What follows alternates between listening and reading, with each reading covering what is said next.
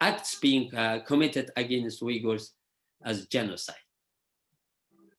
At the end, once again, I want to thank Muhammadiyah University in Surakarta for bringing Uyghur voices to be heard in Indonesia. And I would like to ask 4 things from our brothers and sisters. First, please follow Uyghur brothers and sisters on social media, especially those who are speaking today. You help give them hope. They need your support. Second, can you help us translate our message into Bahasa? If you follow us on social media, or to go to the UHRP website at uhrp.org, and you find a message worth spreading, please translate a few words in Bahasa and put them on your social media. Finally, we hope you will ask responsible bodies in Indonesia to make their view public. In September 2018, the Australian National Imams Council called for an immediate stop to the persecution of Uyghur Muslims. In December 2019, a Kuwaiti MP made a speech to the Kuwait National Assembly calling on all the Muslim nations of the world and the international community to be concerned about the Uyghurs from a humanitarian viewpoint. In January 2019, President of a Bar of Association in Turkey called upon international human rights organizations and the United Nations to act. The American Muslim Bar Association issued a similar statement last month. Yesterday, the Turkish Foreign Minister Mevlut Çavuşoğlu spoke at the 47th Foreign Ministers Council meeting of Organization of Islamic Cooperation. He called for a voice to given to those who suffered persecution, including Uyghurs. We hope you will ask Indonesian lawyers, groups, Indonesian students, groups, and Indonesian religious leaders to consider a concrete action. They can write to the Organization of Islamic Cooperation in Jeddah to propose a resolution supporting Uyghurs' human rights. They can write to the Secretary General of the UN, who has not said one word about the Uyghurs' suffering since 2017. They can write to the ILO, the International Labour Organization, which has not said one word about the massive Uyghur forced labor. They can ask NGOs and students groups to sign the call to action to end Uyghur forced labor, which is endorsed by 300 union and religious groups from 36 countries. But only one from Indonesia has signed. There are many things you can do. The most important thing is this. Please do not keep silent. Thank you. Okay, thanks you, Mr. Omar Kanat. I will give the time for Brother Muhammad Anas to give interpretation. Please, time is yours, Mr. Anas. Oke, baik. Terima kasih, Pak Azhar. Sebelumnya, apakah suara saya terdengar jelas? Jelas, jelas. Oke. Ya, Assalamualaikum warahmatullahi wabarakatuh. Jadi, Mr. Omar Kanat sudah menyampaikan presentasinya, dan ya karena di awal tadi dan di tengah sempat terganggu oleh suara-suara peserta yang belum mematikan mikrofon, jadi ada beberapa hal yang mungkin saya gagal menangkap. Tapi saya coba simpulkan secara umum apa yang disampaikan oleh beliau. Jadi presentasi yang disampaikan oleh Mr. Omar Kanat tadi adalah mengenai krisis di East Turkestan. Nah, krisis ini mengenai persekusi para Muslim Uighur di Xinjiang, China. Xinjiang sebenarnya wilayah yang kaya akan sumber daya alam, terutama minyak, gas, dan mineral, dan ini juga merupakan lokasi yang strategis untuk perekonomian. Nah, tapi memang banyak Muslim di situ, Muslim Uighur. Cuman karena mereka merupakan minoritas di Cina, makanya secara jumlah mereka sudah kalah duluan. Nah, kemudian Muslim Uighur ini di Xinjiang dipaksa oleh para penduduk China atau Tiongkok untuk mengatakan bahwa I don't believe in God but in communism. Dipaksa untuk tidak percaya pada Tuhan, tidak percaya pada Allah, melainkan dipaksa untuk percaya pada faham komunisme. Nah, selain itu anak-anak Uighur juga dipisahkan dari orang tuanya. Ini kenapa masih ada mic yang nyala ya? Bentar, saya nggak mau lanjut dulu. Oke. Nah, selain itu anak-anak di Uighur juga dipisahkan dari orang tuanya. Tujuannya tak lain tak bukan adalah untuk memutus ajaran Muslim dari orang tua kepada anak. Karena mungkin pola pikirnya anak belum berkembang, sehingga tujuan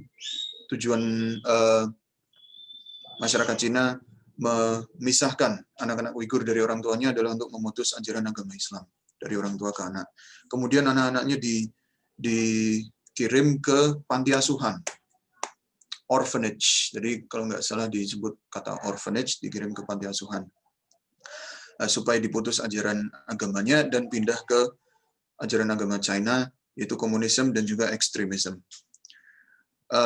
Masjid-masjid di Xinjiang juga dihancurkan, banyak yang dihancurkan sejak tahun 2017. Pemakaman Muslim-Muslim Uighur di Xinjiang juga banyak yang dihancurkan. Bahkan mereka yang belajar di luar negeri, salah satunya di Al-Azhar, Mesir, itu dicari sama orang-orang Tiongkok, kemudian dihukum. Bahkan ada beberapa yang mati di penjara. Selain itu juga masyarakat Muslim Uighur banyak yang dijadikan buruh pabrik dengan pekerjaan dengan beban kerja yang gila-gilaan, tapi mungkin bahkan banyak yang nggak dibayar. Tapi ILO, International Labor Organization atau Organisasi Tenaga Kerja Internasional itu belum ada tindakan apa-apa. Ya, meskipun para pekerja yang merupakan Muslim Uighur itu banyak yang dipekerjakan secara dolim, tapi ILO atau Serikat Tenaga Kerja Internasional itu belum ngomong apa-apa. Tapi 39 negara PBB sudah mengecam tindakan Cina terhadap Muslim Uighur. Bahkan Amerika Serikat itu sudah membatasi visa para pejabat Cina. Karena apa yang mereka lakukan, atas apa yang mereka lakukan terhadap Muslim Uighur. Nah, beberapa negara sudah mengirimkan banyak organisasi. Kalau para peserta lihat di chat yang dikirim oleh Louisa Grieve, itu ada organizations can add their name to 300 endorsers. Nah, yang dari Indonesia baru 1 katanya, dari 300 itu yang dari Indonesia baru 1.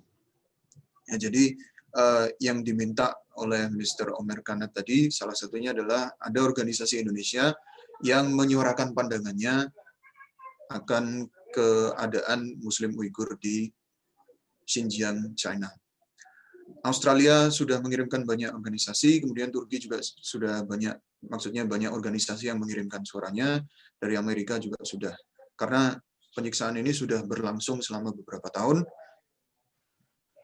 sehingga supaya bisa cepat dihentikan, banyak negara diminta untuk mengecam supaya PBB terutama ikut bertindak. Kurang lebih itu yang disampaikan oleh Mr. Omer Kanat.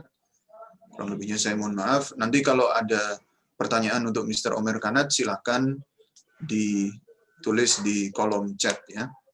Saya kembalikan ke Pak Azhar. Terima kasih Mr. Anas for interpretation. And now we will go to the second speaker, as a Uyghur eyewitness. Jadi salah satu seorang saksi mata dan juga mungkin salah satu orang yang mengalami tindakan kesewenang-wenangan oleh pemerintah Cina terhadap mereka. Kita mulai dari yang pertama adalah Miss Nursiman. Are you with us now, Miss Nursiman?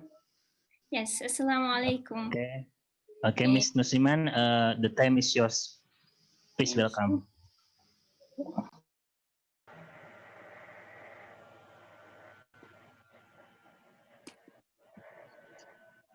Let me share my screen. Just a second.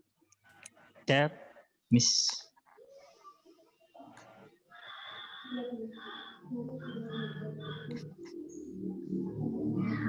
So you're seeing my screen, right? Okay. No. Still, I still cannot view your screen. Mr. Host, please enable the share screen. Yes. Yeah. No. We see. We are seeing. Yeah. We can see it now. Yeah. Okay. Assalamualaikum, dear brothers and sisters. Thank you very much for the organization to give me this chance to share my family story. And I also want to say thank you for the audience who are willing to hear the Uyghurs. My name is Nursuman Abdurrashid, and I was born in Kashgar, the most beautiful city in East Turkestan. And I do my bachelor in Shanghai University of Economics and Finance. And in 2015, I came to Turkey to do my master's degree. Currently, I am working as a marketing executive in a well-known company. And I also become one of the desperate Uyghurs who are looking for their family members' whereabouts, and they are fighting for freedom for them.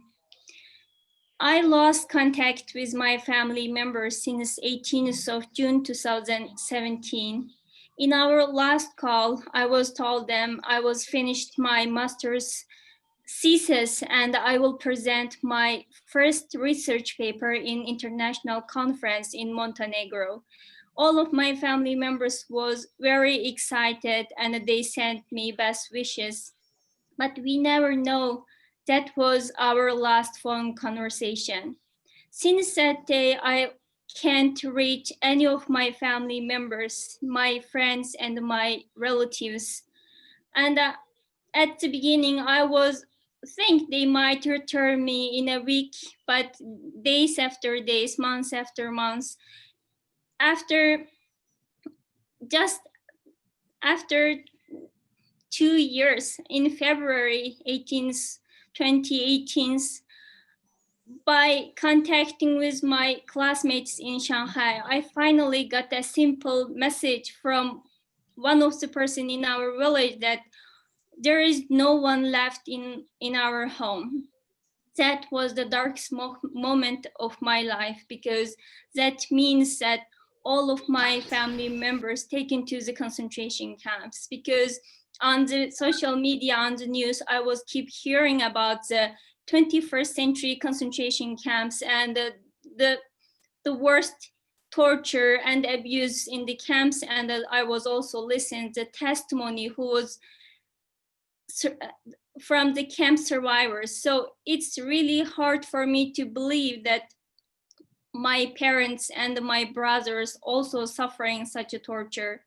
After that day, I stand up and I keep writing to the embassies and to the human rights organizations, and keep contacting with the journalists and telling them about my family story. Just after 2 years, 15th of June 2020, I got a phone call from the Chinese embassy in Turkey, and they informed me that all of my family members are imprisoned. This is my father, and he's my hero. His name is Abdurrashid Tohti, and 54 years old, a retired government worker. But after 2017, he's disappeared, and I was learned from the embassy that he is sentenced 16 years, 11 months without any crime. And she's my mother. She is the sweetest mom in the world. And she sentences 13 years prison term without any crime in her 50. And this is my elder brother, Ahmetcan Abdurrashid, and he is a business owner of an auto spare part company. And he is the father of 3 beautiful child, and he is arrested and sentenced 7 years prison term without any crime. And this gentleman is my younger brother. His name is Muhammad Ali, and he's also doing the car spare part business with my brother. And he is the loving father of 2 beautiful child. Unfortunately, he is also arrested and sentenced 15 years, 11 months without any crime. Yes, my beautiful family just teared apart by the communist regime. This photo was taken in 2015 when I about to fly to Turkey. On that day, everyone was very happy, and I was promised myself that I will return home with great success, and I will make my parents proud of me, and I make them more happier. But unfortunately, I didn't make it. Now, when I see my family photo, I barely can see anyone, because they are disappeared and sentenced long-term prison sentence without any crime. In the past 3.5 years, I live with the fear of I might lose all of my family members forever. I had the feeling that I lost happiness forever, but I know I can't lose hope. I shouldn't, because I am the only hope of my family, because they are unlawfully arrested and I have to be their voice. I have to seek justice for them. And I can't lose hope because I am a mother. I have to prove to my daughter that I am strong enough to protect her from the evil. I have to prove her the existence of the human rights in this world. I had to let her believe that there are still many people who are brave enough to stand against injustice. So with this motivation, in the 3.5 years, I keep fighting for my family members, but unfortunately, still, I have no idea if they are still alive or not, if my other relatives can visit them or not. This is the sad story of me and the millions of Uyghurs. And if you see the internet, you can see so many heartbroken Uyghur girls and the boys who are sharing same story, sharing same tragedy with me. Here, I just want you to know that, as Mr. Umar Khanat shared in his presentation, the Uyghurs are facing the worst human rights abuse right now at this moment. And we are in very critical moment, and we can't waste any time, because there are millions of people are suffering in the concentration camps, and in every hours there are so many deaths. So we had to stop China. We had to stand together as a Muslim brothers and sisters, and we had to stand together against the most human rights abuse in this 21st century. And maybe you ask what we can do.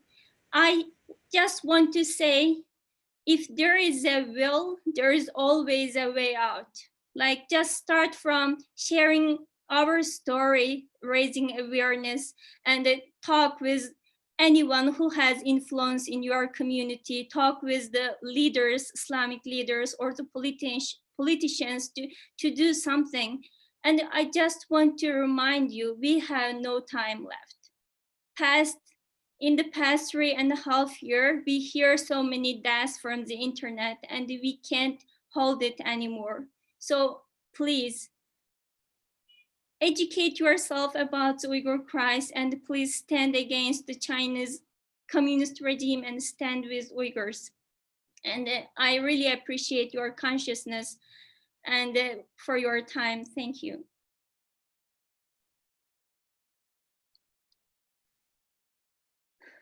So, Miss Nursiman, and now I will give the time for interpreting what has she said right now. Please, Mr. Anas, time is yours. Ya, baik, terima kasih Pak Azhar. Jadi apa yang sudah disampaikan oleh Miss Nursiman tadi, beliau adalah bisa dibilang saksi ya, saksi penindasan atau penyiksaan yang dilakukan oleh China terhadap Muslim Uighur. Karena keluarga beliau ini terpecah belah. Sebentar, ini saya coba mute semuanya dulu ya. Nah, oke. Keluarga beliau ini terpecah belah karena ayah beliau padahal tidak melakukan kejahatan apa-apa, tapi ditahan selama hampir 17 tahun, ya, dengan vonis hampir 17 tahun. Kemudian ibu beliau juga sama, nggak melakukan kejahatan apa-apa, tapi divonis 13 tahun tahanan. Kakaknya beliau ditahan selama 7 tahun, adiknya beliau ditahan selama hampir 16 tahun. Nah, mereka semua padahal tidak melakukan kejahatan apapun. Beliau sudah bukan kehilangan ya, maksudnya sudah lebih dari 3 tahun, mungkin sekitar 3,5 tahun, nggak kontak dengan keluarga intinya, karena sejak 18 Juni 2017 nggak pernah ada kabar lagi mengenai keluarganya. Baru di awal tahun ini, yaitu bukan di awal, ya, di pertengahan tahun ini, yaitu Juni 2020, Miss Nursiman dapat kabar bahwa seluruh anggota keluarganya sudah ditahan, dan ini merupakan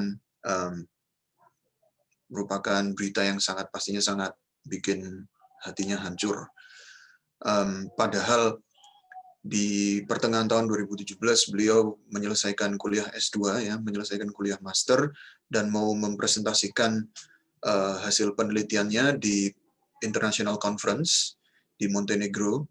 Ya, semua anggota keluarganya senang, ngasih semangat, ngasih doa, tapi ya itu adalah kali terakhir beliau kontak dengan keluarganya.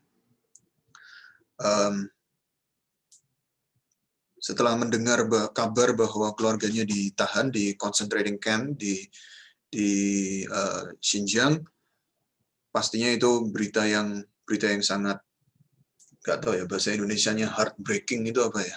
Saya ngertinya bahasa Inggrisnya heartbreaking. That is a heartbreaking news. Kemudian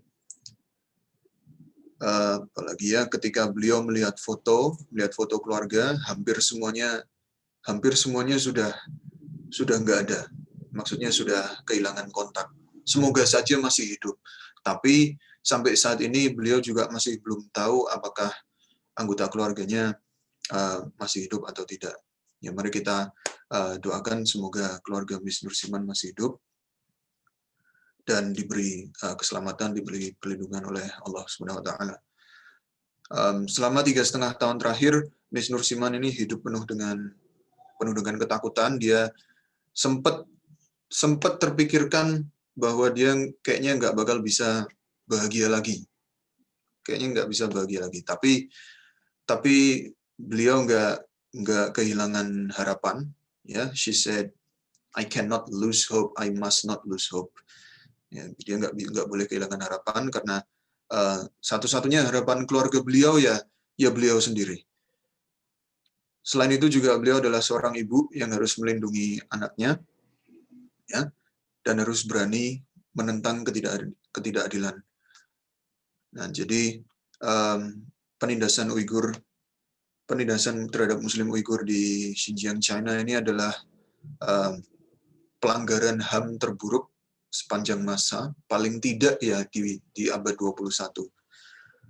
Nah, tapi beliau berkeyakinan bahwa kalau ada kemauan pasti ada jalan.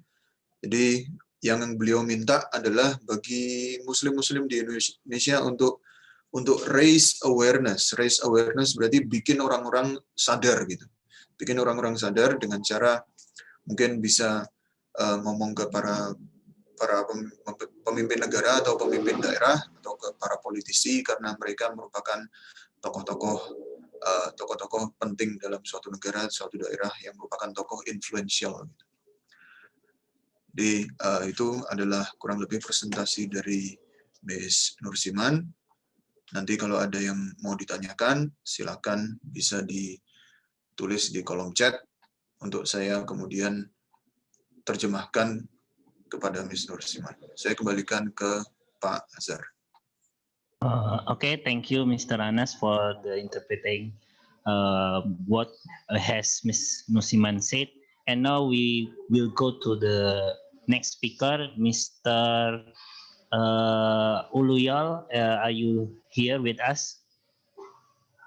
Mr. I forgot. Hakan, ya, Mr. Uluyal, are you here? Mr. Uluyal.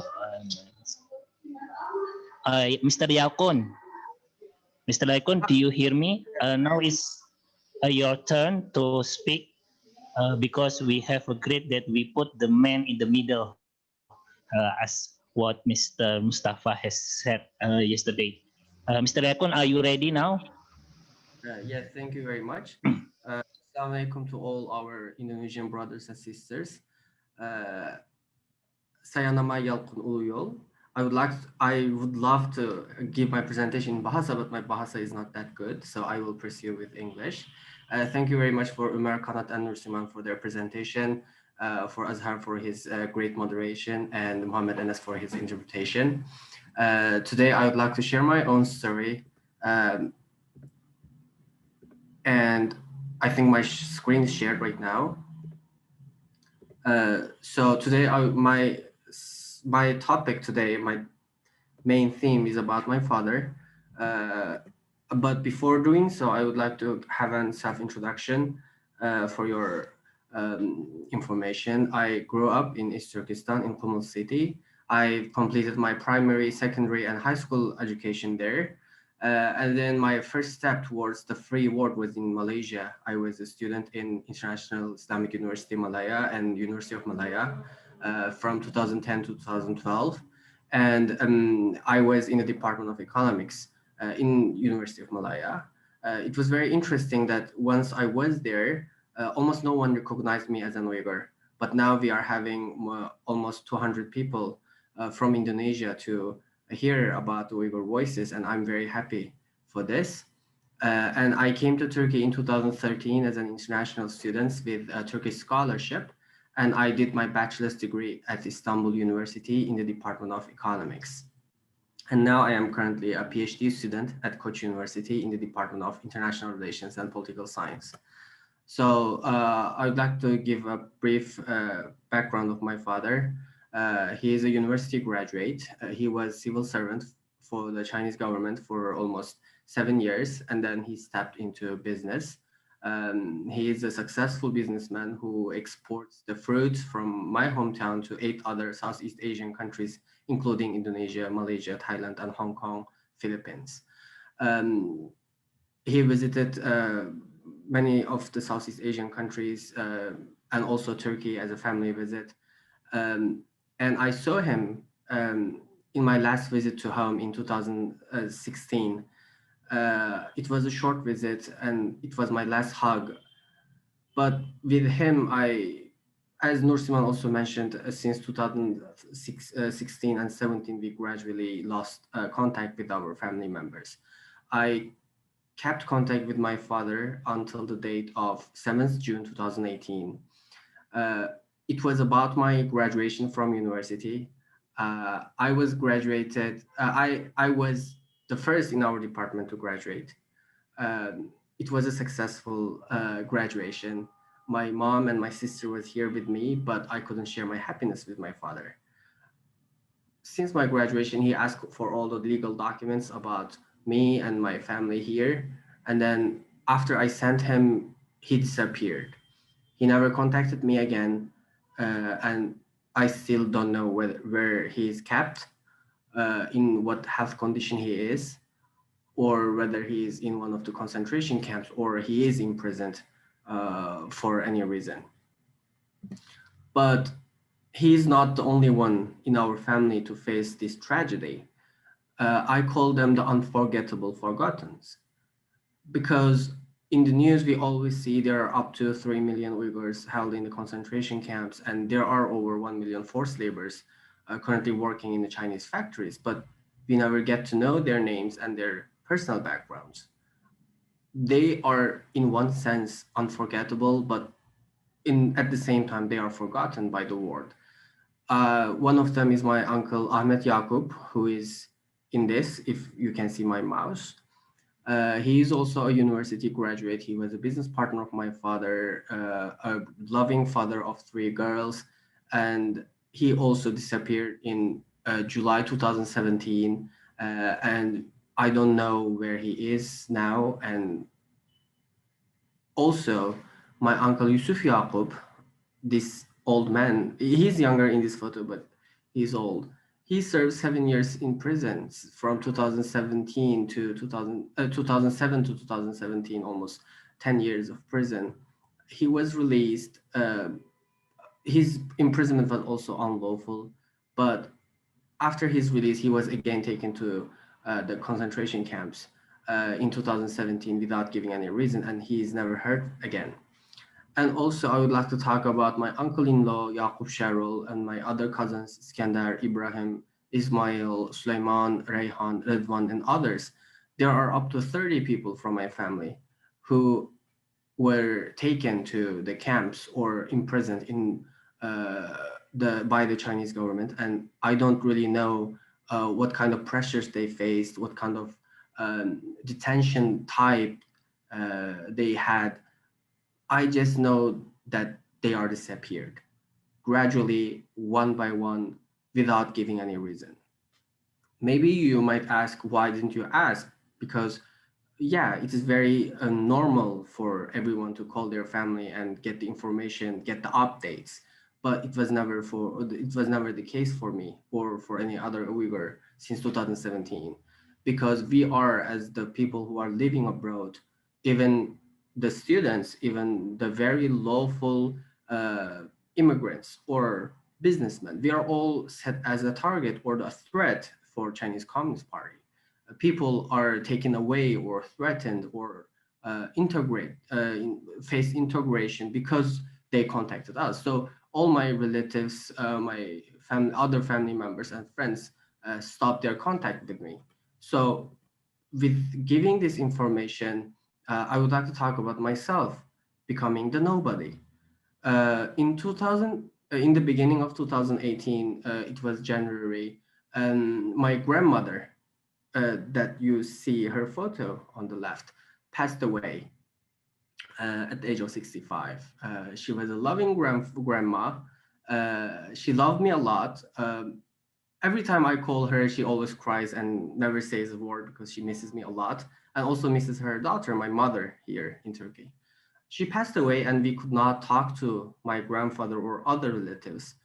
I learned his passing away from my father, but he did not allow me to call my grandfather because it will cause a problem. It was the most heartbreaking part of my life as an international student, or the one who's away from home.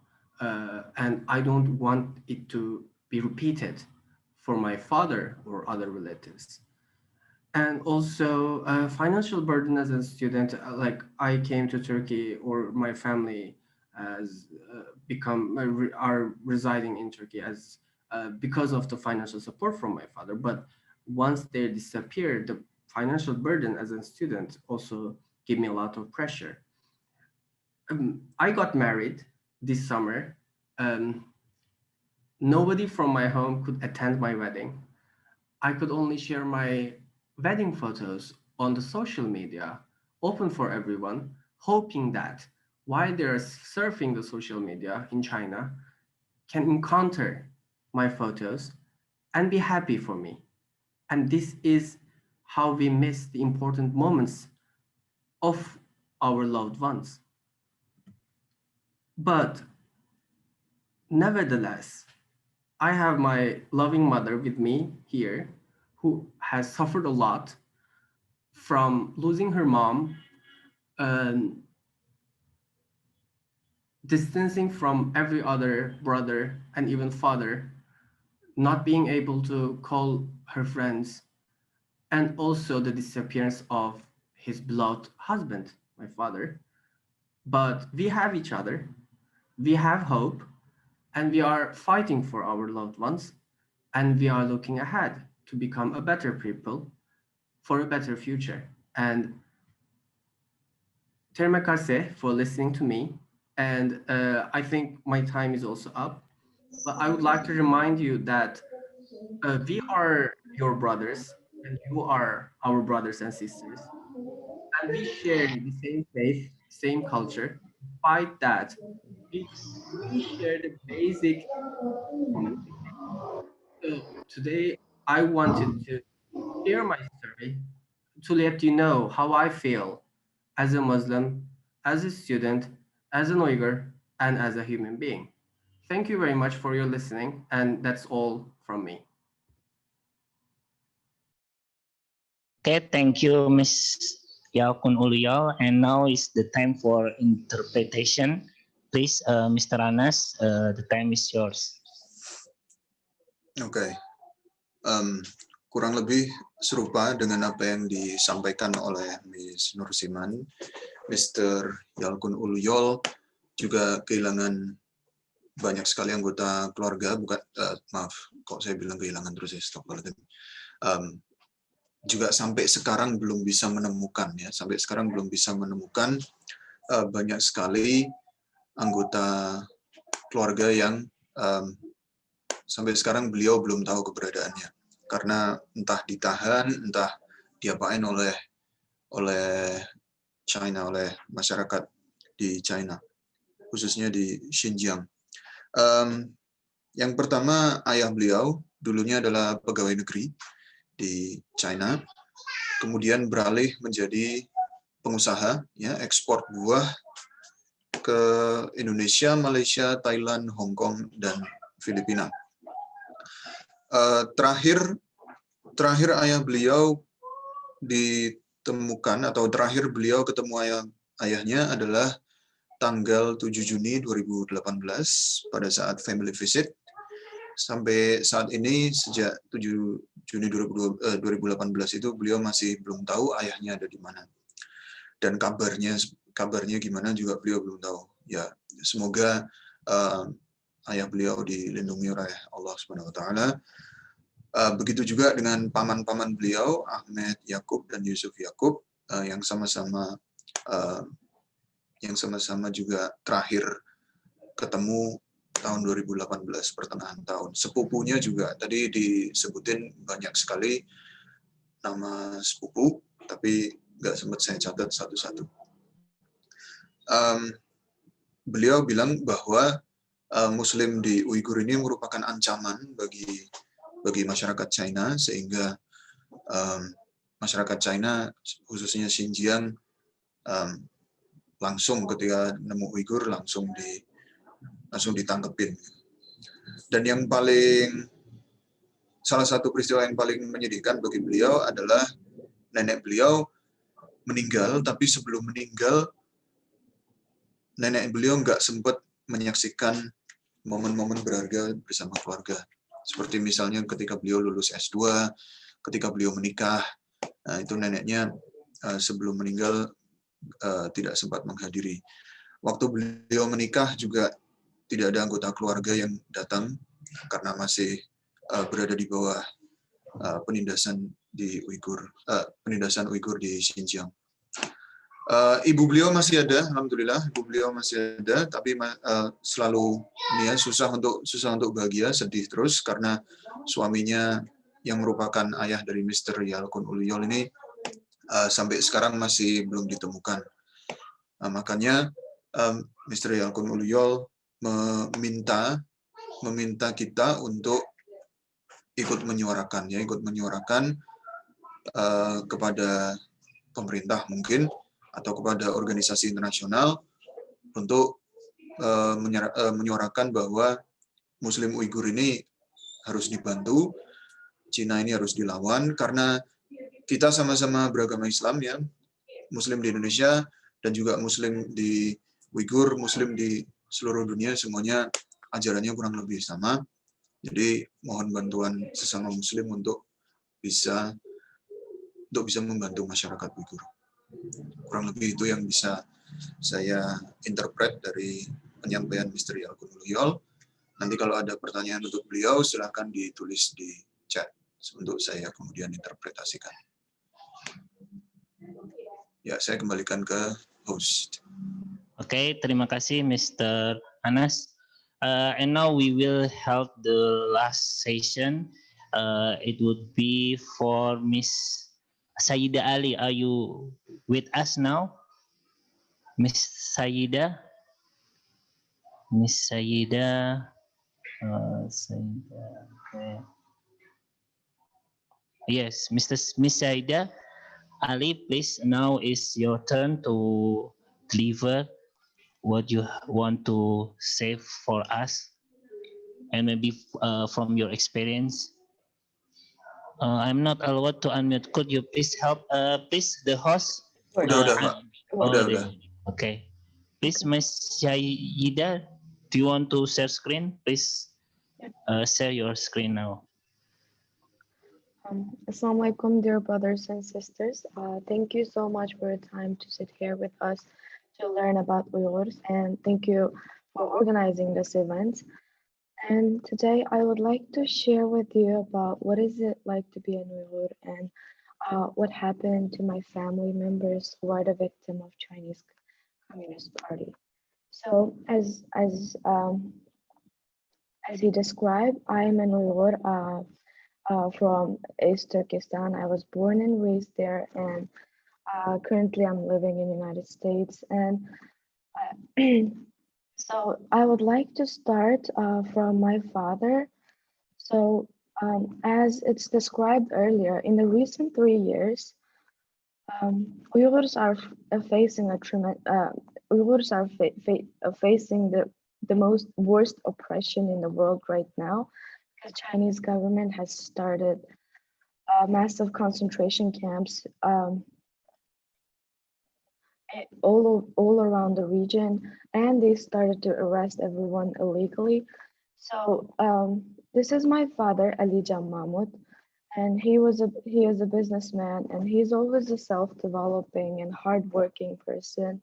And at home, he was a caring father for us, and he was providing for our family and our big family. And he looks like a serious person, but indeed he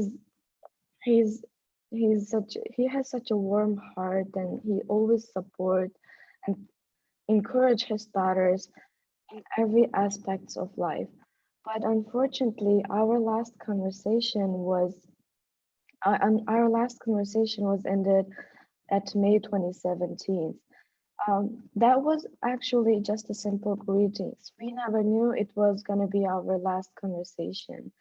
And before that happened, my father was taken a question multiple times about where is his daughters and what are they doing abroad. Actually, me and my sister, we both went abroad and study in the universities, and just because of that, they questioned my father for multiple times, and we find evidence that we are going to the universities legally, and we are doing nothing wrong in here, and we try to prove that multiple times, and we sent documents to him. We also worried that something might happen to my father, but at the end, they still took him away. And after a couple months, I found other relatives and friends that could to confirm that he was in a concentration camp. And also, I have a very strong fear that he might also be a possible victim of Uyghur forced labor, as Mr. Umar Qanat has mentioned earlier. And besides from my father, there are 30 more relatives in my family that also facing the same tragedy. So the oldest person from my family is my grand uncle Abu Dunayut. As you see, he's a very lovely old man, and he spent his whole life mostly learning and educating others. He was a religious scholar, and besides his health condition and um, regardless of his health condition and his age, he was taken to the concentration camp. And until now, we don't even know where he is or whether he's living or not. And the second person here, he's Sadr Ali. He's my uncle-in-law, and he's also a businessman. He spent a couple of years work for government, then he transferred doing business, and he worked his whole life to be able to send his family to live abroad and have a better life and education. But at the end, he was not able to join them. And now I'm living with their relatives, and I'm seeing they're in tremendous pain because their father, who supported them here, was sentenced to 20 years of prison just because the government is telling us is he fasted during Ramadan. And third person here is Aygul. She went to study university in Turkey and she graduated his master's degree. Later on, when she go back home, she was sentenced to 20 years of prison just for studying abroad. So all these years, uh, her research and her study and hard work has become nothing but the reason for her to be detained. And there are many more, and I would like to talk about every one of them, but each of them has their beautiful family and their children's, and they're living their life in a peaceful way. But unfortunately, everything was now destroyed by the Chinese government, and most of them are taken to the concentration camp, and a few of them, like Sadr Ali and Aygul Ali, they were sentenced to prisons for 20 years. And this is the oldest person in my family, who's my grand uncle, and the youngest one is my twin brothers. The last time I saw them, they were at my age, and they were so young and handsome, and they were ready to join their father and to continue their family business. But unfortunately, they were also taken and suffering at somewhere that we don't know. And you might wonder until now who is the possible victim of concentration camp. As you can see, anyone, any Uyghur, rather ethnic Turkic Muslim, regardless of their age, health condition, or status, they're loyal to the party or what they do, they are the possible target of the concentration camp. And so that's what happened back home. That's what happened to my father and my other relatives back home. Uh, in here, me and my sister, who's living in Turkey, we both are going through the traumatic grief. For the past 3 years, we were not able to have any information about our father. And also after my father's detention, my mom was forced to cut off his relation with us and forced to cut off any type of contact with us. So basically, they told the people over there and tell them to denounce their relation with anyone who's living abroad, even if they're your daughters. So until now, I was not able to talk to my mom freely, and and also other relatives. Just because of them being my relative, they were also told not to talk to us and for any types of information. So until now, I don't know how are they doing, and I was not able to tell anything about my life to them. Um, after my father's detention, since everything was cut off, the financial support to continue me and my sister's education was also cut off. Uh, and we were actually living with our father's support before that, but after he was detained, um, we were left without the support, and we're luckily able to get some both financial and emotional supports from our relatives and from our Uyghur community, so that we can continue our education. So I'm really glad right now I've graduated, and I was able to work and provide for me and my sister. So we we are we can work hard, and we can fight with any difficulties in our life. But one thing that we cannot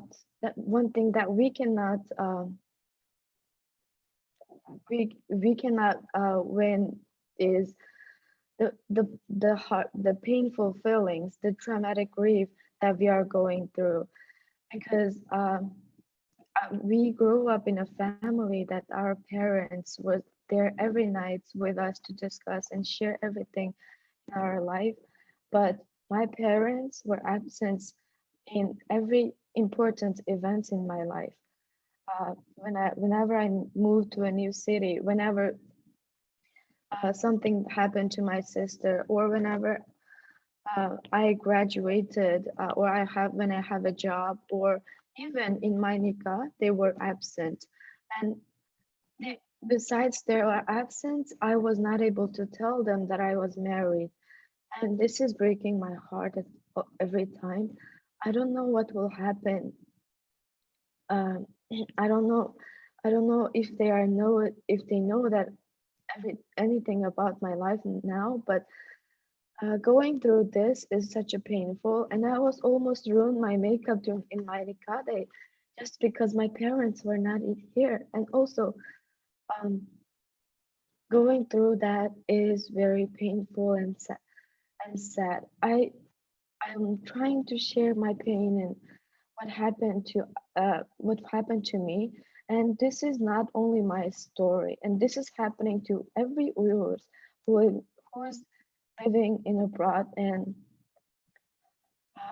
I'm sure they're all going through the same situation. Believe it or not, this is what we are going through for the past 3 years.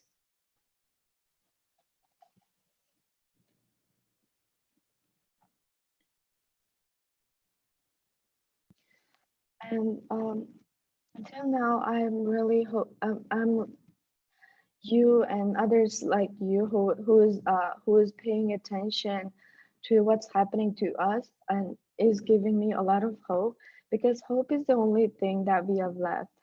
So as a Muslim Ummah, I wanted to ask you, every one of you here, please raise awareness to this issue. Please help us share our story. We cannot do it alone, and I know we are not alone. With your support and if you are helping us raising awareness and doing the smallest steps that you can do, that will also help us and bring us closer to stop this genocide. So that's all I wanted to share for today, and thank you so much for listening here. Thank you. Okay, thank you, Miss Saidali. And now it's time to answer the questions. I think there are many questions in the list of. Belum diinterpret. Oh yeah, lupa.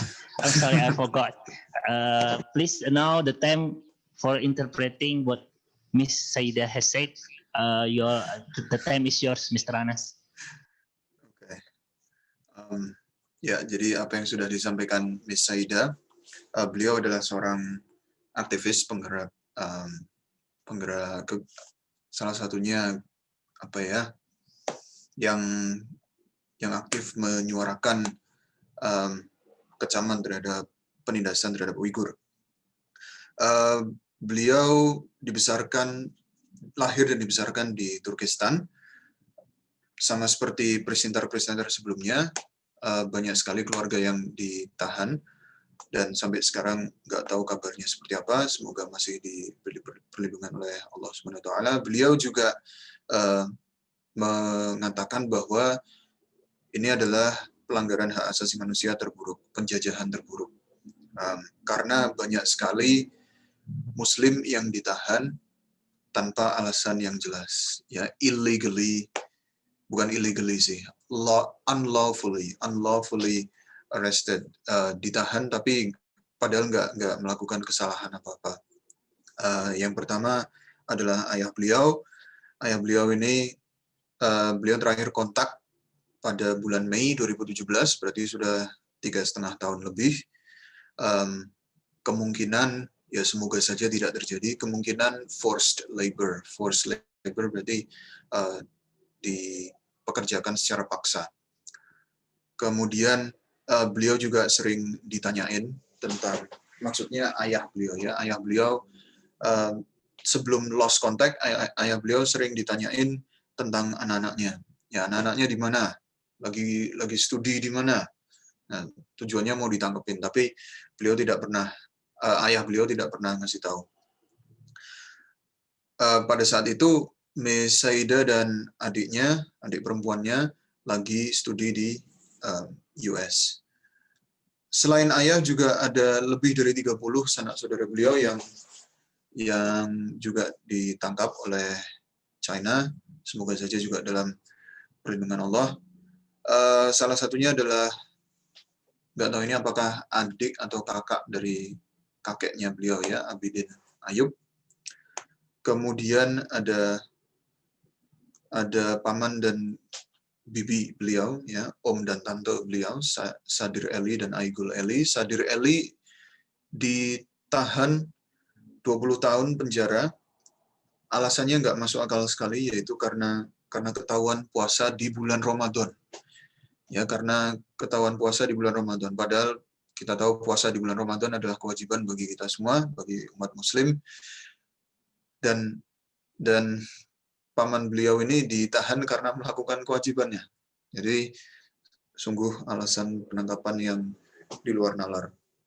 Selain itu, bibi beliau, Aigul Eli, juga ditahan 20 tahun. Alasannya juga karena aneh banget, karena study abroad, yaitu karena belajar kuliah di luar negeri.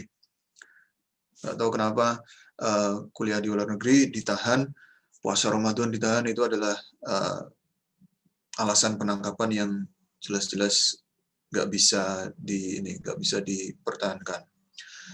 Kemudian saudara kembar beliau, adik kembar beliau, ya, adik kembar beliau, twin brothers, itu juga ditahan. Sampai sekarang juga belum tahu kabarnya seperti apa. Dan beliau juga bilang bahwa semua orang Uighur mau kayak gimana pun kondisinya, usia berapapun, pekerjaannya apapun, seloyal apapun, seenggak loyal apapun terhadap China, kondisi kesehatannya kayak gimana, itu merupakan target para komunis China. Ya, jadi Uighur seperti apapun, semua orang Uighur adalah target. Nah, jadi komunis Cina nggak pandang bulu nih, ya, nggak pandang bulu. Segala macam orang Uighur ditangkepin semua dengan alasan-alasan yang nggak bisa diterima. Alhamdulillah, beliau, ibunya masih ada, tapi kontaknya dengan ibu juga diputus. Ya, kontaknya dengan ibu juga diputus. Kontak ibu dengan beliau diputus. Kontak ibu dengan ayah beliau juga diputus. Ya, jadi ibunya nggak boleh nggak boleh berkomunikasi dengan Miss Saida, nggak boleh berkomunikasi dengan suaminya. Setelah ayah beliau ditahan, nggak ada yang membiayai studi beliau ya, nggak ada yang membiayai studi beliau di US, tapi alhamdulillah beliau bisa lulus berkat dana yang merupakan bantuan dari komunitas Uighur, ya komunitas Uighur dan juga sanak saudara beliau yang lain. Ya, jadi beliau bisa menyelesaikan studi di US dan sekarang alhamdulillah bisa memenuhi kebutuhan sehari-hari dan juga menghidupi adiknya. Tapi sangat disayangkan karena banyak sekali momen-momen penting di hidupnya Miss Saida yang dilewatkan tanpa orang tua, tanpa keberadaan orang tua. Baik itu ketika lulus studi, ya, ketika lulus S2, kemudian ketika dapat pekerjaan, bahkan ketika nikah, ya, beliau juga sempat menyinggung itu, ketika nikah semuanya dilewati tanpa orang tua. Ya, jadi beliau masih dalam kondisi trauma, tapi bersyukur bisa menghidupi adiknya yang sampai sekarang ya masih sehat, alhamdulillah. Dan beliau minta kepada kita untuk ngasih pesan kepada brand-brand favorit kita. Ya, kalau misalnya kita suka beli produk apa gitu, kita email ke mereka. Jangan forced labor, jangan mempekerjakan orang secara paksa. Jangan mempekerjakan orang secara paksa. Dan juga pastinya beliau juga meminta untuk share story, ya, untuk menyuarakan apa yang dialami oleh Muslim-Muslim Uighur. Semoga saja apa yang dialami Muslim Uighur ini bisa segera mereda, ya syukur-syukur bisa segera selesai, semoga segera ada tindakan dari komunitas-komunitas Muslim. Oke, kurang lebih itu yang bisa saya interpret dari penjelasan Miss Saida. Selanjutnya saya kembalikan ke host Pak Azhar Alam. Okay, thank you, Mr. Anas. And sorry, I forgot. And now is the time for answering the questions. I think there are many questions, and there are some specific questions, and it is addressed to Ms. Nusiman and Mr. Omar Kanat. And some questions are common. Maybe I will give the time for other speakers to answer the common question. I mean that. May you translate the question for Mr. Omar Kanat, Mr. Anas? Mr. Omar Kanat, are you with us, Mr. Omar? Mr. Omar? Yes, I'm here. Okay, yeah. now there one question, specific questions that is addressed to you and will be translated by Mr. Anas. Sebentar, saya cari dulu tadi mana ya, udah di atas. Nah, ini. Yeah, okay. Okay, it's way up. Okay, there it is. Okay, Lucy. So it is from Lucy Adiwahyuni. Yeah, it's from Lucy, one of our students. Mm-hmm. I believe it's a female student, Lucy Adiwahyuni. Okay. So what the point of her question is that how can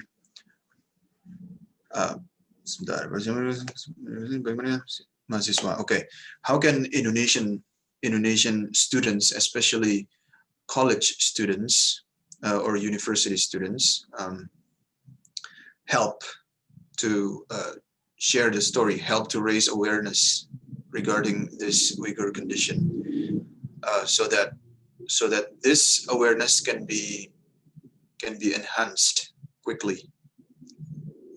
So that's the point of her question, yes. Mr. Omar Kanat. Thank you so much for this question. Wonderful question.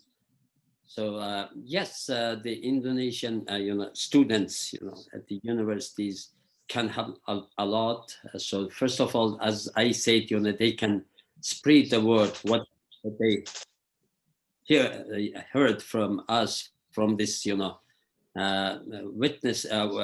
witnesses, about their stories, how tragic stories they have, they can spread the word. And then it is, they can, follow the actions of the students in the US and in Europe. They can, create initiative groups to support the Uyghurs in their faculties, at their universities, and then get in touch with the, for example, Uyghur groups or Uyghur activists or Uyghur victims, and then as students they can organize themselves. It will be then they can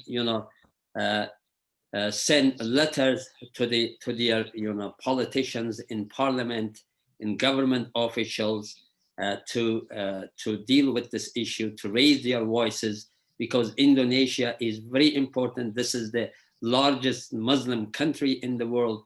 And what China is doing is to not only they are trying to eliminate the Uyghurs, Uyghur identity, but they are also trying to eliminate a part of the Muslim world.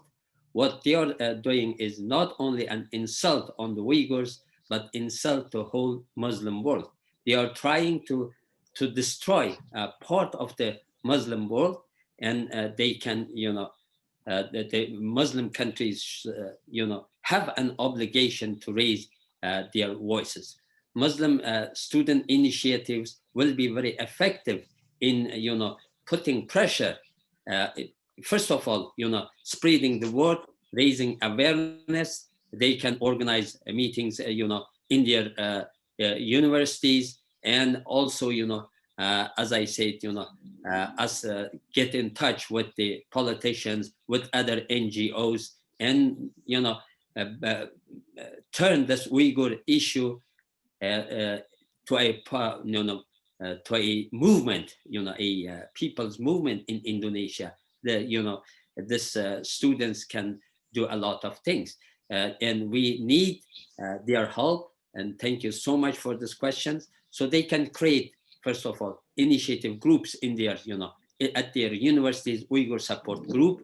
We are ready to, provide all the information they need and all the supports they need from us to launch such a initiative, such a movement at the universities.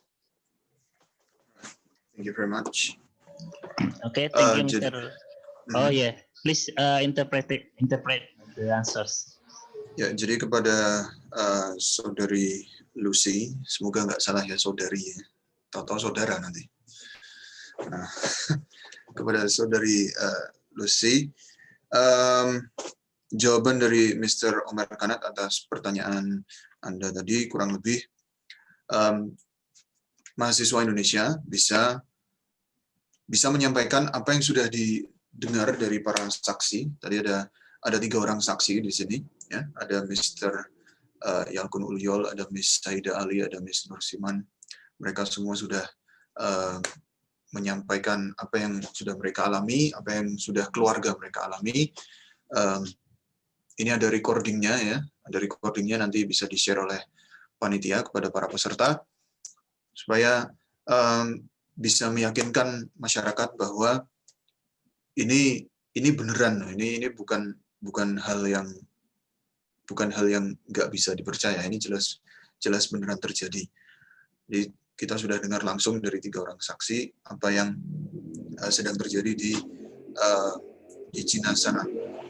Kemudian yang bisa dilakukan oleh mahasiswa, mereka bisa bikin sebuah komunitas atau organisasi gitu, mengenai support group untuk Uighur, dan ini sudah disiapkan, ya. Kalau mau tahu informasi apapun, Mr. Omar Kanat siap untuk memberi informasinya. Jadi informasi mengenai Uighur datang langsung dari sumber yang terpercaya. baik itu di level jurusan atau prodi, kemudian di level fakultas, di level universitas, apapun lah. Ya, itu bisa dibentuk organisasi mahasiswa untuk mendukung Uighur, yang kemudian bisa mengirimkan semacam surat atau petisi kepada para pejabat, kepada para petinggi negara, bukan cuma ke pemerintahan, tapi juga ke NGO, non-government organization, organisasi-organisasi non-pemerintahan. Nah, Mr. Omer Kanat meminta bantuan Indonesia, salah satunya adalah karena Indonesia adalah negara Muslim terbesar di dunia, nah, dengan penduduk Muslim terbanyak di dunia, dan juga apa yang dilakukan Cina ini bukan hanya mereka mau membasmi semua masyarakat Uighur, tapi juga mereka mau menghilangkan salah satu bagian dari umat Muslim di dunia ini. Jadi apa yang mereka lakukan ini sungguh sebuah kezaliman yang besar. Ya, kurang lebih itu jawaban dari Mr. Omer Kanat untuk pertanyaan saudari Lucy. Nah, apakah ini selanjutnya saya baca-baca pertanyaan lagi, Pak? Yeah, please translate the specific question for Miss Nursiman. Specific question from Miss Nursiman. That's from I have taken note here from Alfat. Where is it? Okay, Alfat Maulana Umar. Okay, I am convinced that it's a male person. Alfat Maulana Umar. Okay, so there is a question specifically directed to Ms. Nursiman from one of our students, Alfat Maulana. No, not from Alfat Maulana Umar, sorry. It is from Fina Alifia. Fina Alifia. That's a female student. From Fina Alifia to Ms. Nursiman. So you have a lot of your family members are now detained in the CCP. How have you been coping with it? How can you deal with this situation? How do you deal with this situation? How can you still have hope so that you don't give up yet? And what has the Chinese government done to help Uyghur Muslims? Is there anything at all that they have done to help your families, at least? First of all, I want to thank you for the question, and about the hope, yes, it's really tough. It's been more than 3.5 years. We are suffering this, and we go to bed with our tears, and we wake up with the nightmares that we lost our family members, and sometimes we dream about that our parents are passed away, and we just can't go. Every day we're facing such a bad emotions, but at the same time, as I said, I am a mother, I have a duty, and I also work at the company, and I have the task there, and I have to responsible for this. Sometimes it's easy to give up, but when you think about your parents, when you think about brothers and sisters, and there is no anything that can stop me to that can, my parents and my 2 brothers protect me all the way from my childhood, and they gave me hope. They are the person that encouraged me to dream big. Now it's my turn to do something for them, and this is the exact time, because if I lose hope, that means I give the death sentence for my parents and my 2 brothers, because there is no other way for them to save free from the Chinese concentration camps. The world should hear their story. The world should know what's happening to them right now. I am the only hope of them. So it's hard, but as I said, I had to, because I have a duty in front of my parents and my two brothers. This is the only thing that can encourage me to continue and be positive until now. And I really didn't get the question that what the Chinese government do to the Uyghurs. And if like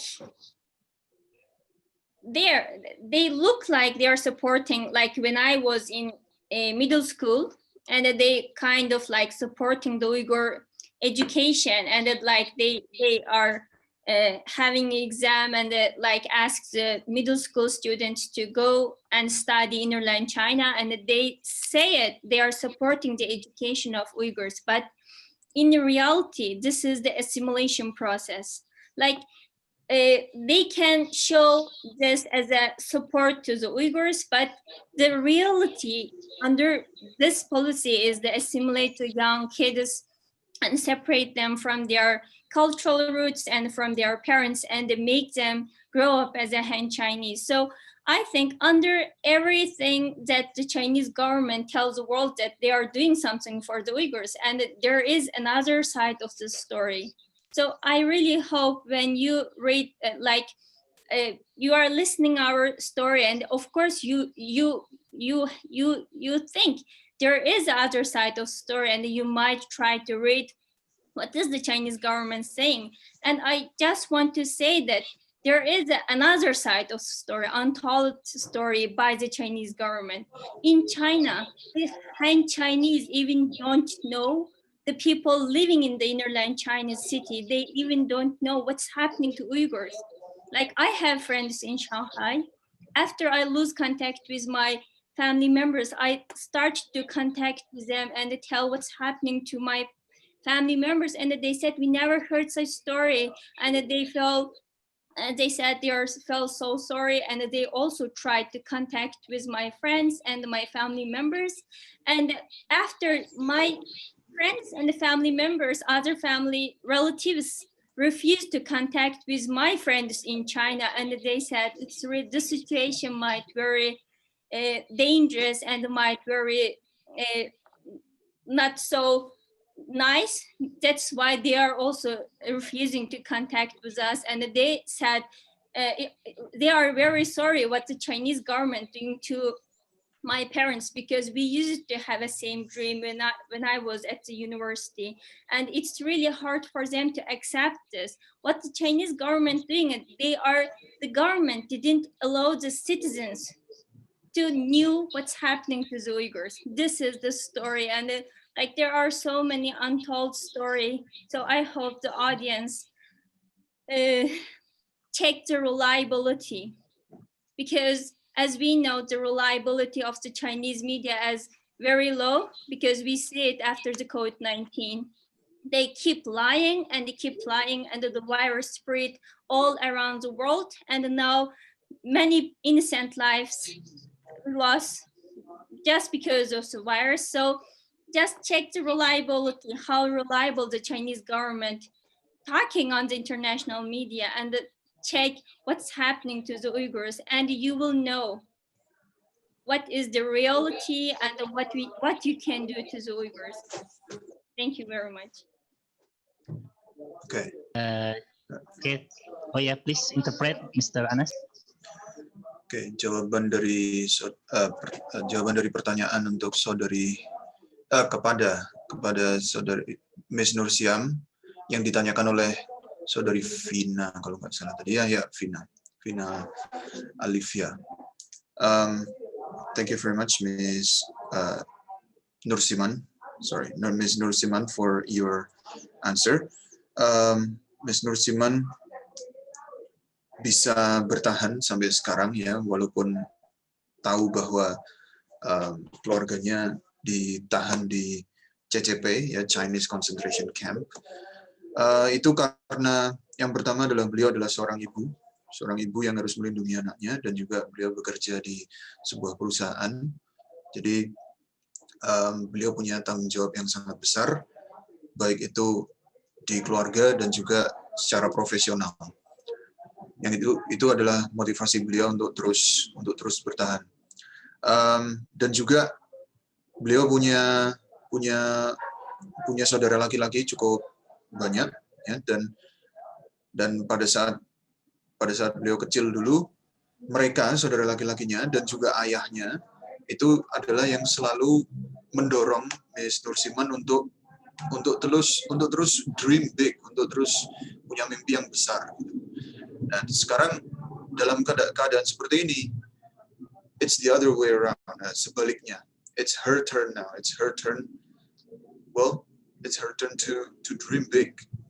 Ini adalah saat yang tepat bagi beliau justru untuk membalas jasa keluarganya, jasa ayah dan saudara-saudaranya, supaya tidak kehilangan harapan, ya, supaya tidak kehilangan harapan, karena satu-satunya harapan bagi keluarga beliau adalah beliau sendiri. Kemudian apa yang sudah dilakukan pemerintah Cina, seperti yang beliau katakan tadi, kayaknya apa yang beliau sampaikan bahasanya mudah dimengerti, ya, bahasa Inggrisnya mudah dimengerti. Pemerintah Cina juga masih nutup-nutupin mengenai berita terkini tentang apa yang terjadi oleh Muslim Uighur. Bahkan ketika beliau kontak temannya di Shanghai, ya, ketika beliau kontak temannya di Shanghai, temannya juga nggak bisa memberi informasi yang cukup untuk diberitahukan ke beliau mengenai keluarga beliau. Mungkin mereka tahu. Miss Nursiman menganggap temannya mungkin tahu, teman-teman di Shanghai mungkin tahu kondisi keluarga beliau, tapi takut untuk memberitahu karena kondisinya mungkin parah atau bagaimana, ya. Semoga saja itu tidak benar, semoga saja itu, ya, bukan anggota keluarga beliau.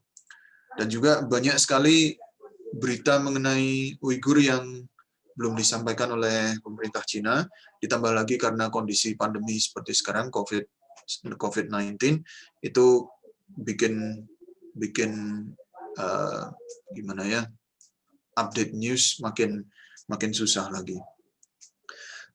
Beliau bilang bahwa pemerintah Cina belum sepenuhnya memberikan update yang jujur, ya. Ditambah lagi karena kondisi pandemi ini, jadi makin susah lagi cari berita terupdate. Ya, kurang lebih itu yang disampaikan oleh Miss Nursiman, yang merupakan jawaban dari pertanyaan saudari Vina. Okay, thank you, Mr. Anas, and thank you, Mr. Anas. And we have, I think, it's just some question. I think one question, and it is common question, but I want Miss Yalkun Uluyal or Mr. Yalkun Uluyal to answer the question, and maybe Miss Sayida can add some answer, can add some part to the answer from Mr. Hakim Uluyal. I think the last question, the third question about which one is it? From who? About what the Chinese government. Okay, yeah. So what has the Chinese government done? Have they done anything at all regarding this case? And the Chinese people, why do they do not care about this? Oh yeah, and the Chinese people in general. What have Chinese people and Chinese government done in general regarding this case? So who should Mr. Azhar? Okay, sorry. maybe Mr. Yalkun Uluyal first to answer. Yes, Mr. Yalkun, are you here with us? Yes, I'm here. I think maybe Nursiman has touched upon some points regarding the question. I think it overlaps. That the Chinese government is hiding the evidences on Uyghur cause from even the civilians who are residing in the inner China. For example, as you know, China is a highly the highly equipped country with surveillance, and they have very tight control on the information on social media and internet, and all the media are controlled by the government. So the people are unaware of the emergency of the situation in Uyghur people. I think that is one side of the story. Another side of the story that I think maybe we can distinguish between the Chinese government and the Chinese people. I think there are many Chinese activists all around the world who are concerned with the Uyghur cause. They are voicing out for Uyghur people, for the youth in Hong Kong, and many other activists across the world. Even one of the PhD students with ethnic Chinese has searched for the satellite images for the concentration camps. He has contributed a lot to the Uyghur cause. So I think we have to distinguish firstly the difference between the Chinese government and the Chinese people, and the repression and the human rights violations. We should hold the Chinese government accountable rather than the general public. So I think that would be my contribution simply. Thank you. Okay, thank you, Mr. Uluyol. And maybe Miss Saida, can you add some answer for why what are Chinese people doing? I mean the people of the Chinese. Thank you. I think so. As Mr. Yaqub has mentioned, the government is strictly controlling what people can hear, like what people can read for the Chinese people in inner China. So they have limited access to know the fact of the Uyghurs that being persecuted. So all over the news in China or in abroad, the Chinese government is denying the fact that Uyghurs are locked up in a concentration camp. So they're saying these are vocational schools and we are training these Uyghurs because they need job or like because they need to be educated. So that's what they're telling in the media.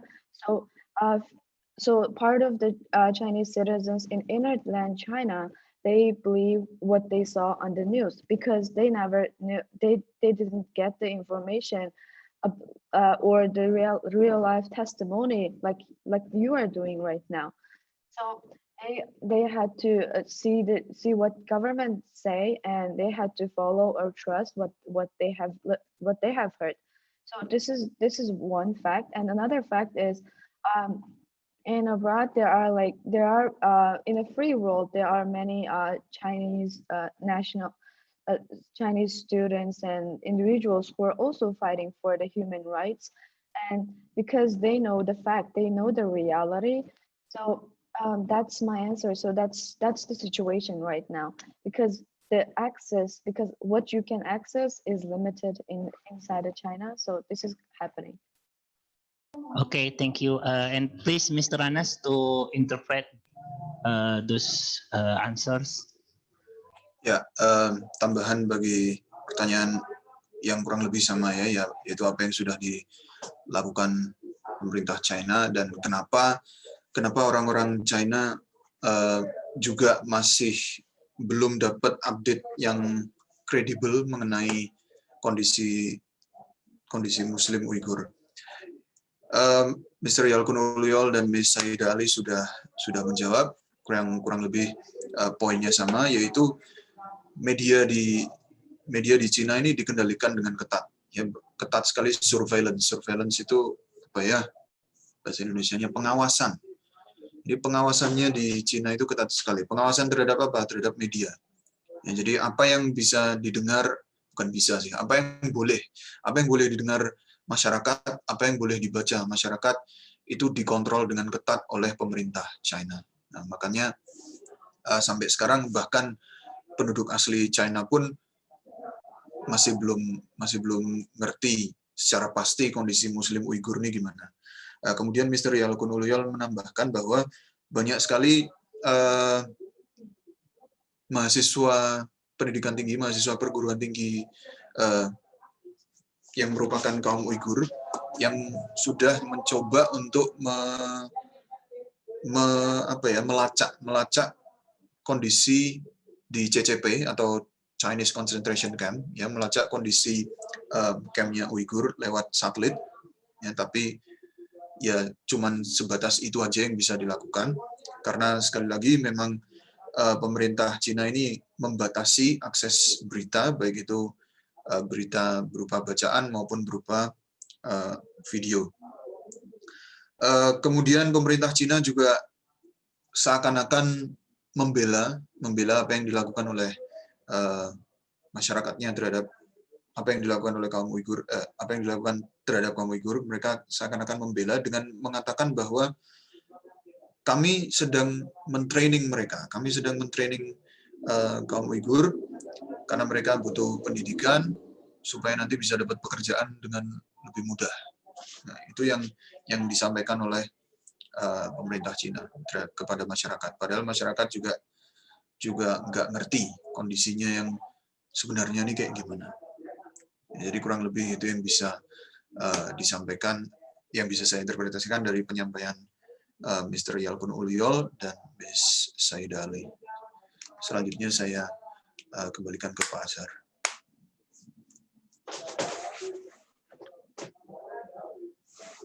Mr. Anas, I think one question left, but the question I think is the same question for the first question to Mr. Omar Kanat. I think Mr. Gulam Robbani asked question that what can Indian Muslim do for to help Muslim Uyghur? But I think Mr. Gulam, I don't know, maybe he is from Indian who joined this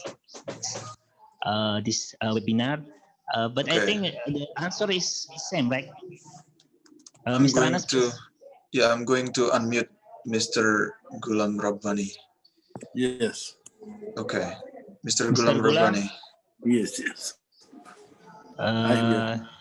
Assalamu alaikum. Waalaikumsalam warahmatullahi wabarakatuh. So Mr. Gulam asked this question. Let me yeah, it's already in English. It's already in English? It's already in English. Yes. Yeah, Mr. Omar Kanat. You want to speak immediately, maybe, for the last session? Yeah. Mr. Gulam, maybe you can speak directly to Mr. Omar Kanat. Yes. So I want to know how can we Muslims from India can help Uyghur problems?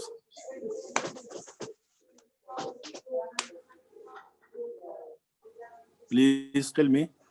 Yeah, thank you. Thank you. Yes. Please tell me. For these questions. Yes. India has a large, Muslim population, yes. And they should, first of all, they should educate what's happening in Uyghur for the Uyghurs in China, and they are a very powerful group in India. So there may be I think there is a lot of Indian Muslims in Indian Parliament.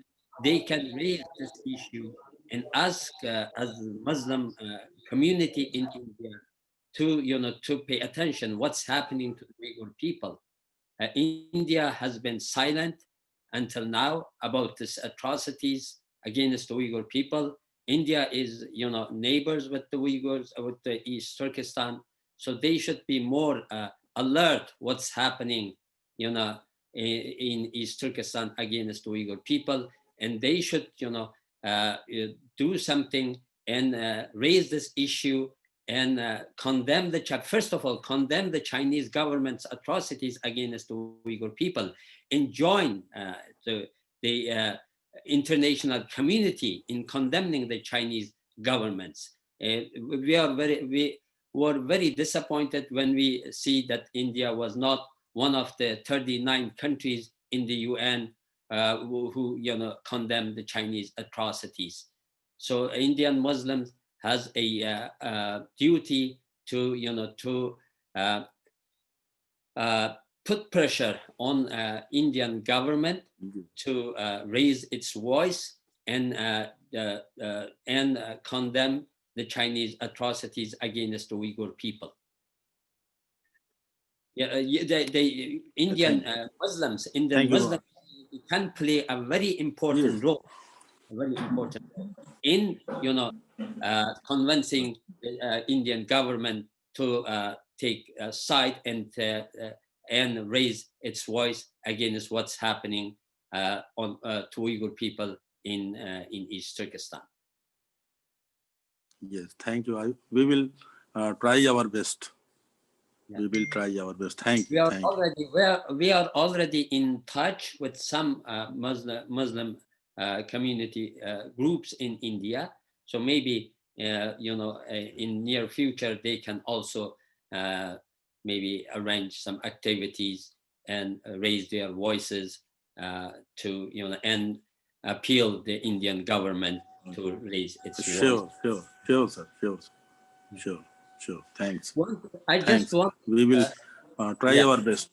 Thank you, sir. Thank you so much. And I just wanted to add to one small point to the other speaker who said about the Chinese people's reaction, why they are not speaking up.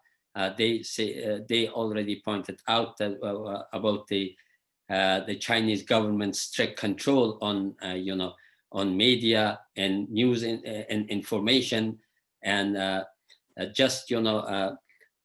want to say that also Chinese government's negative propaganda against the Uyghurs since it has been going on for many years, and against Islam also played a very important role in this. With its negative propaganda against Islam, against Muslims, and against Uyghur people, China brainwashed a part of the Chinese population. So some of them, of course, many of them are not aware what's really happening in the region, but some of them think, the Muslims and Uyghurs, because of Chinese government's, negative propaganda, deserve this kind of treatment. Because the Chinese government, even Xi Jinping, the president of the Chinese government, think that Islam is a disease that should be dealt with, and instructed the security forces in East Turkestan to deal with it with no mercy. So the Chinese leadership think that the Islam is a disease and it should be, eliminated. So this is the idea. This is the viewpoint of the Chinese Chinese leadership, and they by negative propaganda, which has been going on for many years, they brainwash part of the Chinese population as well. Thank you, sir. We will try our best and correlate other Muslims about awareness of the problem of Uyghur problem in India. We will try our best, sir. Thank you, sir. Thank you, Mr. Gulam. You are our special guest today because you joined from long distance country from India, and our salam for all Muslim in India. And now I think, is there any new question, or Mr. Mustafa, do we need end our meeting now, or we still can answer the question? There's a very good question, actually. Okay, maybe we will translate and to deliver it. Please, Mr. Anas. Yeah, from Mr. Imam Hambali. I don't want it to end now. Why are you ending it now? Okay. It's okay. Okay. Pak Imam Hambali, ini pertanyaannya untuk siapa, Pak? Mr. Imam Hambali, can you unmute your mic? Oh, okay. So this is a Maybe question. assistance. Yeah, he texted to me privately. Ini pertanyaan untuk Saida Ali. Okay, so this is for Miss Saida Ali. Okay, let me try to interpret that. And maybe for Mr. Omer Kanat as well. So quite a few countries have put pressure on the Chinese government regarding to what's going on, and how they are limiting information to their people, so that their people don't know about the recent development or recent news on what's going on with the Uyghurs.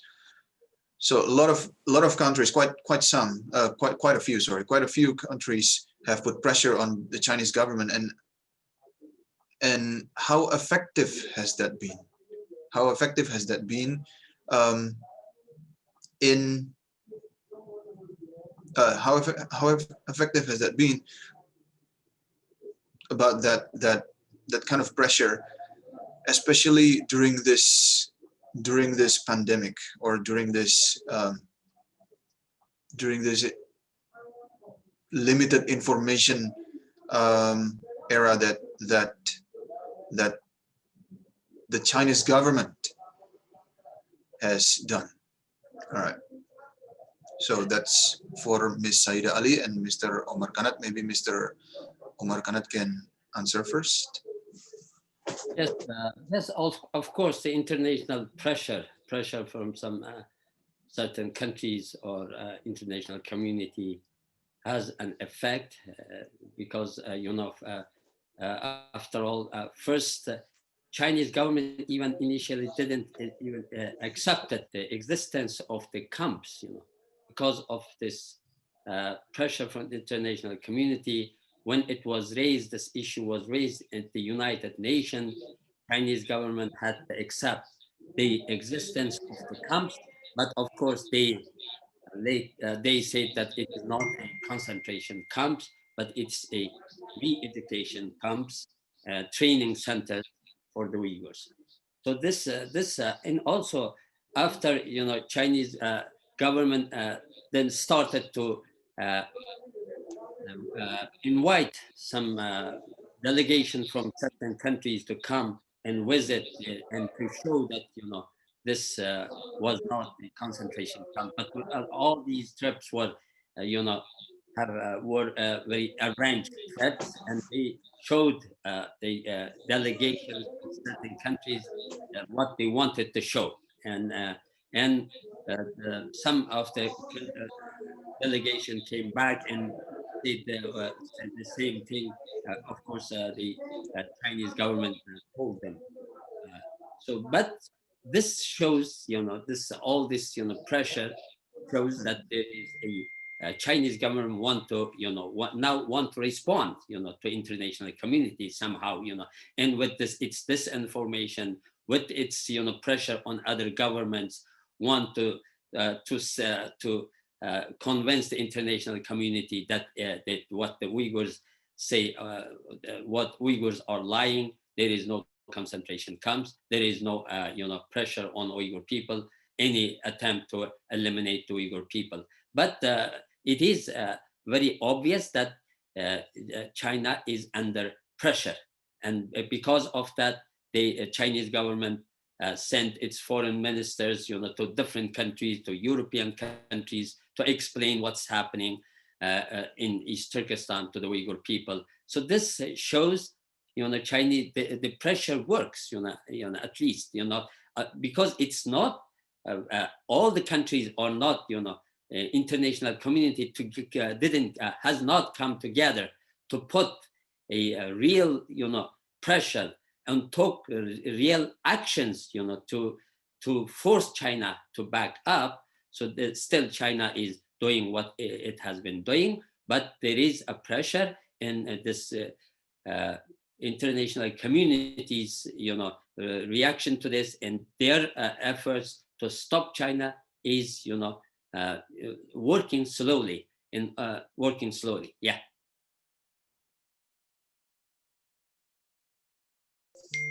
Thank you Okay, very thank much. you. For Miss Saida Alia, there is a question to him. Yeah, To her. yeah. Please, Miss Miss Saida Ali. Saida. Maybe you can add. Yeah.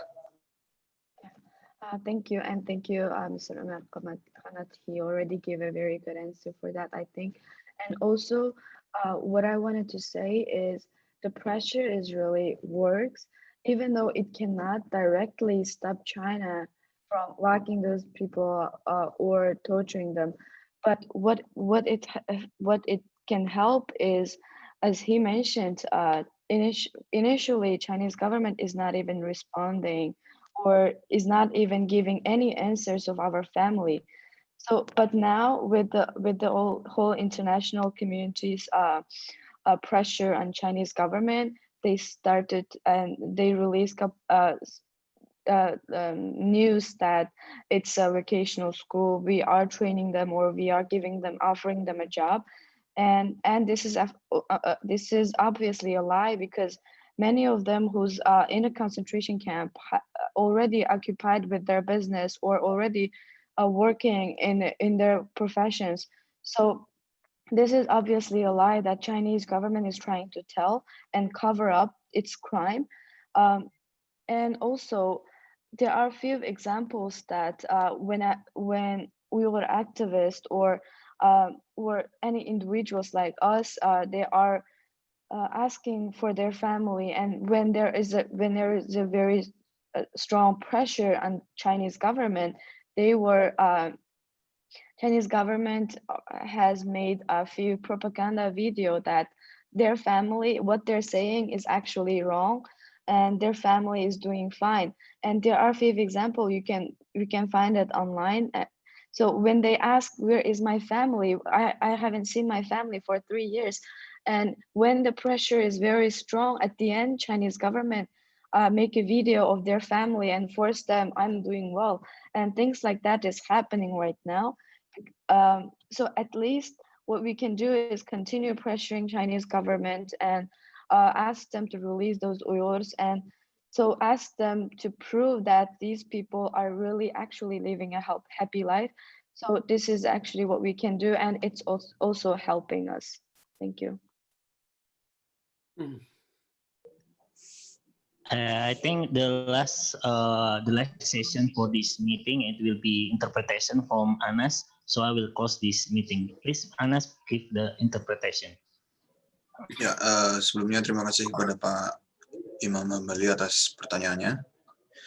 Jadi Pak Imam Mabali sekali lagi tadi menanyakan bahwa menanyakan sejauh mana sih pengaruhnya desakan pemerintah negara lain terhadap tindakan represif dari pemerintah China terhadap penduduk Muslim Uighur, terutama ketika informasi dibatasi oleh pemerintah China. Karena tadi Mr. Yalkun Ulyol dan Miss Saida Ali sudah menjelaskan bahwa informasi dibatasi, informasi yang bisa dibaca, yang bisa didengar dibatasi untuk masyarakat. Nah, tadi Mr. Omer Khanat mengatakan bahwa tekanan atau pressure untuk pemerintah Cina itu sebenarnya sudah ada dampaknya. Miss Saida Ali juga bilang ini sudah ada dampaknya. Pemerintah Cina sudah mengirimkan delegasi ke PBB untuk mengirimkan kondisi terkini. Cuman mereka tetap lebih sering deny gitu ya, lebih sering menyampaikan berita yang tidak sebenarnya, yang menyatakan bahwa kondisi Muslim Uighur itu baik-baik saja. Itu bukan concentration camp, itu adalah camp training, itu adalah camp untuk melatih mereka untuk masuk dunia kerja nanti. Itu nanti bisa ngasih mereka pekerjaan dan lain-lain. Itu terus yang diberitakan. Tapi belakangan ini pressure yang makin banyak dari makin banyak negara, yang makin besar maksudnya, pressure yang makin besar dari makin banyak negara, itu membuat pemerintah Cina akhirnya mengirim delegasi untuk menyampaikan kondisi terkini. Ketika PBB mengirim perwakilannya untuk mengunjungi CCP pun, pemerintah Cina juga juga nunjukinnya yang bagus-bagus aja. Bahkan mungkin terkesan itu sudah acting gitu, udah dipersiapkan dulu sebelumnya. Sudah dipersiapkan sebelumnya supaya orang yang mengunjungi ini tahu bahwa oh ini kondisi di CCP nggak buruk gitu. Mereka nggak melakukan penindasan, nggak melakukan penyiksaan. Padahal itu bohong semuanya, itu hanya staged. Tapi dengan makin besarnya pressure dari makin banyak negara, pastinya pemerintah Cina akhirnya juga akan nyerah. Makanya negara-negara, khususnya negara-negara Muslim, salah satunya Indonesia, diminta untuk juga ikut aktif menyuarakan kondisi di Uighur ini. Kurang lebih seperti itu.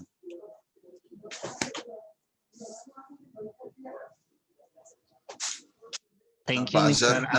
Yeah, okay. Thank you, Mr. Anas. And Mr. Omar Hanat, you will say something. So maybe you also give the closing speech for this meeting. Okay, thank you. Thank you so much. Thank you.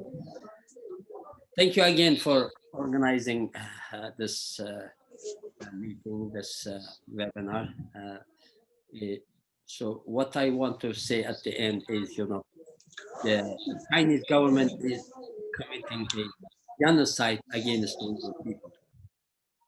Yesterday, the day before yesterday, actually, a Uyghur lady called me from the US and talked about her sister, what happened to her sister. Her sister was taken to one of the concentration camps 2 years ago.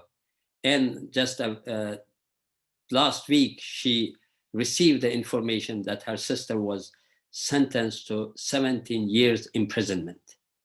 And it was very shocking to hear what was the what she was accused of. And she was accused of 7 years. She was sentenced 7 years for grieving in her father's funeral, and 10 years for keeping book in her home. That means keeping Quran. So the situation is unbelievable. You have already heard this very tragic stories of the 3 Uyghur victims. Nursiman's brothers and father. So just sentenced for no reason. For no reason. No, the people who are being detained in this, concentration camp are not charged with anything. They are being held up without any charge. And the very important thing is we don't know what's happening to these people. As Shaida, indicated, her grandfather, 92 years old, has been taken to the concentration camp, and she doesn't know what happened to him now. So we don't know how many people in these concentration camp has already died. We don't know how many is alive, because once somebody is taken to the concentration camp, there is no way to get any kind of information whatsoever, to get any information about their well-being, about their whereabouts. So this the situation is so serious, and situation is so we are frustrated. The victims, this 3 victims of this atrocity already explained their stories. So all Uyghurs who live out of the country have the similar stories. Now, we are not telling that, Uyghurs are saying this. This is well documented by international organizations, by UN, by, many independent experts, what's happening in East Turkestan to the Uyghur people. And they already, as I noted in my remarks, they already described the situation as a genocide, ethnic cleansing, and crimes against humanity. And one expert already explained that what's happening to the Uyghurs, what the Chinese government doing to the Uyghurs is fit to the definition of genocide in Genocide Convention, UN Genocide Convention. So therefore, we are very happy that today we participated in this meeting, and we ask the Indonesian people, our brothers and sisters in Indonesia, to stand up and to, as I say, to create initiatives, and inform the public in Indonesia what's happening to the Uyghurs in East Turkestan, and ask the government to take some actions to bring this issue, because Indonesia is one of the very important member of the Islamic Cooperation Organization. They can bring this, Indonesian government can bring this issue to the Islamic Cooperation Organization. As I noted yesterday, the Turkish foreign minister raised this issue for the first time in the meeting of the Islamic Cooperation Organization, OIC, and Indonesia can support Turkey or raise this issue itself, and ask the OIC, Islamic Cooperation Organizations, to take some action, to initiate some action to stop the Chinese government's atrocities against the Uyghur Muslims. Because one of the reason why OIC was created, established, is to protect the Muslims minorities in the world. But the OIC has been so silent, and many countries even praised the Chinese government's treatment of the Uyghurs. It's very sad, and Uyghurs are very disappointed by what the OIC have done. But now we are very happy that some movements in the Muslim communities, Muslim population in Muslim majority countries, and we are very happy that we are doing this webinar with the Muhammadiyah University. So Chinese government is very active in the Muslim countries to to tell their its side of the story, narrative, and they sometimes fool the Muslim countries, Muslim leaders about what's happening to the Uyghur people. So please help us, help your brothers and sisters in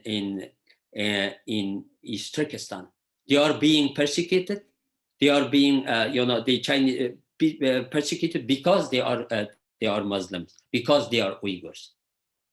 Thank you so much.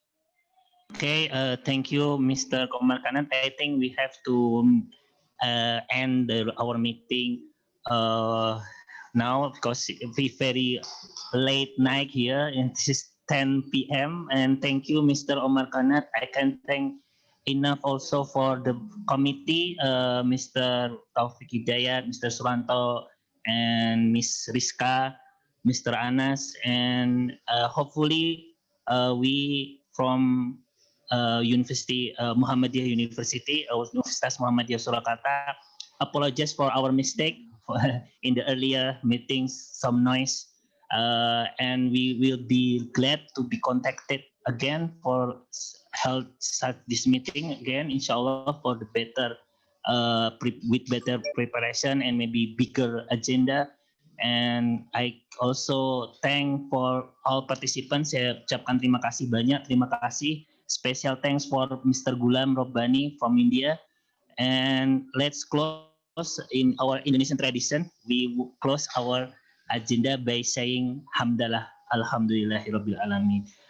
Happy night, all ladies and gentlemen, and selamat malam semuanya. Terima kasih. Saya akhiri dengan membaca salam. Assalamualaikum warahmatullahi wabarakatuh. Waalaikumsalam. Waalaikumsalam.